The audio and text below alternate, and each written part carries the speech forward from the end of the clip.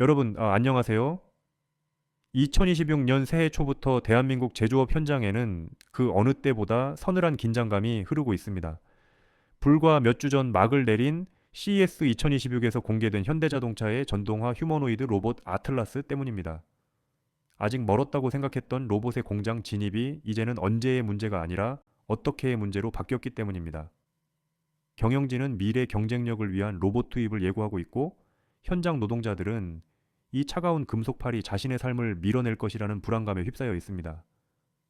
오늘은 2026년 3월 노란봉투법 시행이라는 거대한 사회적 변곡점 앞에서 현대차 아틀라스가 쏘아올린 제조업 공습 경보와 그 뒤에 숨겨진 노사 갈등의 실체를 냉정하게 짚어보겠습니다. 먼저 사실관계를 분명히 짚고 넘어갈 필요가 있습니다. 최근 일각에서는 아틀라스 로봇이 이미 국내 울산이나 소아리 공장 라인에 정역 투입되었다는 말들이 돌고 있지만 이는 사실이 아닙니다. 현대자동차의 공식 로드맵에 따르면 아틀라스의 본격적인 현장 투입은 2028년 미국 조지아주의 전기차 전용 공장에서 부품 분류 업무를 시작으로 단계적으로 진행될 예정입니다. 2030년쯤에야 실제 조립 라인으로 확대된다는 계획이죠. 하지만 왜 한국 공장의 노조원들이 술렁이고 있는 걸까요? 그것은 기술의 발전 속도가 예상을 뛰어넘고 있기 때문입니다. CES 2026에서 보여준 아틀라스의 동작은 더 이상 실험실 수준이 아니었습니다. 사람의 관절보다 유연하게 움직이며 복잡한 인지 능력을 발휘하는 모습은 2028년이라는 숫자가 결코 먼 미래가 아님을 증명했습니다. 현대차 노조 내부는 지금 공식적인 비상사태 선언까지는 아니더라도 그에 준하는 고용 불안 여론이 들끓고 있습니다. 노조 지부에는 정말 로봇이 우리 자리를 다 뺏는 거냐, 정년퇴직자 자리를 로봇으로 채우기 시작하면 신규 채용은 영영 없는 것 아니냐는 조합원들의 불안 섞인 문의가 빗발치고 있다고 합니다. 특히 전기차 전환으로 인해 내연기관 부품이 사라지면서 공정이 단순화되는 마당에 아틀라스 같은 고성능 휴머노이드까지 등장하자 현장의 노동자들은 올 것이 왔다는 위기감을 느끼고 있습니다. 이는 단순한 기우가 아닙니다.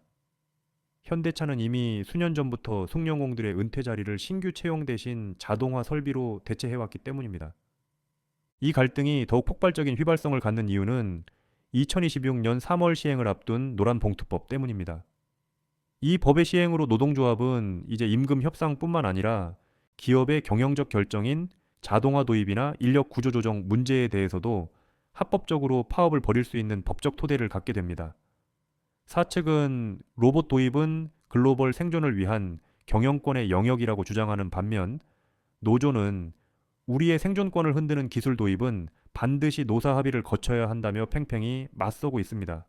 2025년에 이미 현대차와 조선 3사 등이 겪었던 대규모 파업의 잔상이 가시기도 전에 이제는 로봇이라는 기술적 실체가 갈등의 핵심으로 부상한 것입니다. 기업의 논리는 차갑습니다. 현재 대한민국은 노동자 1만 명당 로봇 밀도가 1012대에 달하는 세계 1위의 국가입니다. 하지만 이것만으로는 부족하다는 것이 사측의 판단입니다. 글로벌 경쟁자인 테슬라 역시 옵티머스 로봇을 2026년 말부터 대량 생산하여 기가팩토리에 투입하겠다는 야심찬 계획을 세우고 있습니다. 중국의 저가 전기차 공세 또한 거셉니다. 이런 상황에서 인건비 비중을 낮추고 생산성을 극대화하지 않으면 울산 공장 자체가 글로벌 경쟁력을 잃고 러스트 벨트가 될 수 있다는 경고입니다. 사측 입장에서는 파업 리스크가 없는, 그리고 24시간 일정한 품질을 보장하는 로봇 투입이 거부할 수 없는 유혹인 셈입니다.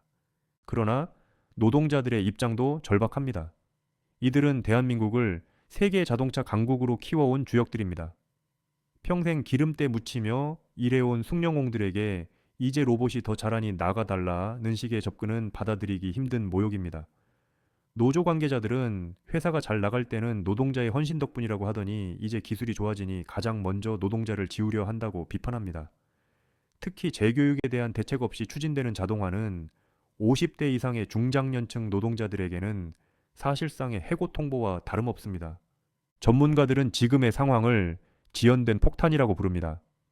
현대차가 아틀라스를 당장 국내 공장에 배치하지 않는 이유 중 하나도 바로 이러한 강력한 노조의 반발과 사회적 합의의 부재 때문입니다. 미국 공장에서 먼저 실증을 거친 뒤 국내에 도입하겠다는 전략이지만 이는 결국 시간 문제일 뿐입니다. 2028년이 되면 미국에서 검증된 로봇 군단이 한국 공장의 문을 두드릴 것이고, 그때가 되면 지금보다 훨씬 더 파괴적인 노사 갈등이 발생할 가능성이 큽니다. 우리는 독일의 사례를 다시금 떠올려야 합니다. 독일은 인더스트리사 점령을 추진하며 로봇 도입을 결정할 때 노동계의 목소리를 충분히 반영했습니다. 로봇으로 인해 절감된 이익을 노동자의 근로시간 단축이나 전직 교육 비용으로 재투자하는 방식입니다. 하지만 한국은 여전히 투쟁과 탄압 혹은 일방적인 강행이라는 극단적인 대결 구도에 갇혀 있습니다. 2026년 3월 노란봉투법 시행은 이 갈등을 해결하는 열쇠가 될 수도 혹은 폭발시키는 기폭제가 될 수도 있습니다. 이제는 로봇이냐 사람이냐는 이분법적 논쟁에서 벗어나야 합니다. 로봇은 인간을 몰아내기 위한 적이 아니라 인간의 노동을 더 가치 있게 만들기 위한 도구가 되어야 합니다. 기업은 투명하게 자동화 로드맵을 공개하고 인력 재배치에 대한 구체적인 보장책을 내놓아야 합니다. 노조 역시 무조건적인 기술 거부보다는 변화하는 산업 지형 속에서 노동자의 권익을 지킬 수 있는 합리적인 타협점을 찾아야 합니다. 결국 기술의 발전은 인간을 풍요롭게 하기 위한 것입니다. 하지만 그 과정에서 누군가의 삶이 통째로 부정당한다면 그 기술은 정당성을 얻기 힘듭니다. 아틀라스 로봇의 유연한 관절이 공장의 생산성을 높일 수는 있겠지만 수십 년간 현장을 지켜온 노동자의 손마디에 새겨진 경험과 헌신까지 대체할 수는 없습니다. 회사가 망할 때까지 싸우는 노사전쟁의 끝에는 승자가 없습니다. 오직 폐허가 된 공장과 실직한 노동자, 그리고 경쟁력을 잃은 기업만이 남을 뿐입니다. 2026년 대한민국 제조업의 심장부에서 벌어지고 있는 이 소리 없는 전쟁이 부디 공멸이 아닌 상생의 길로 접어들기를 바랍니다. 기술의 진보가 모두의 축복이 되는 날을 꿈꿔봅니다. 여러분은 현대차 아틀라스가 가져올 미래를 어떻게 보십니까? 2028년 미국에서 시작될 그 변화의 물결이 우리 한국 공장에는 어떤 영향을 미칠까요? 그리고 노란봉투법은 이 갈등의 해결사가 될 수 있을까요? 여러분의 깊이 있는 의견을 댓글로 들려주세요.